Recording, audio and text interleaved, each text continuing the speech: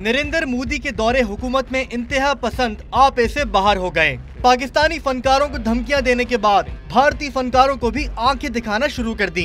दबंग खान ने पाकिस्तानी फनकारों की हिमायत में बयान दिया तो मुतासिब हिंदू उनके पीछे पड़ गए और उन्हें मुल्क से निकालने की धमकी दे डाली।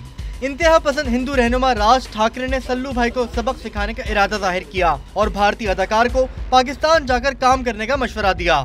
इंतहा पसंदों की धमकियों के बावजूद मारूफ भारतीय हिदायतकार महेश भट्ट ने अमन और मुज़ाकरात पर जोर दिया। ट्विटर पर अपने पैगाम में उन्होंने कहा कि कुछ गलत लोगों के गलत अमल की वजह से अक्सरियत का मुस्तकबिल दांव पर ना लगाया जाए। उधर पाकिस्तानी फनकारों पर पाबंदी से दिल बर्दाश्ता Rahul Agarwal Indian producers association से मुस्ताफी हो गए।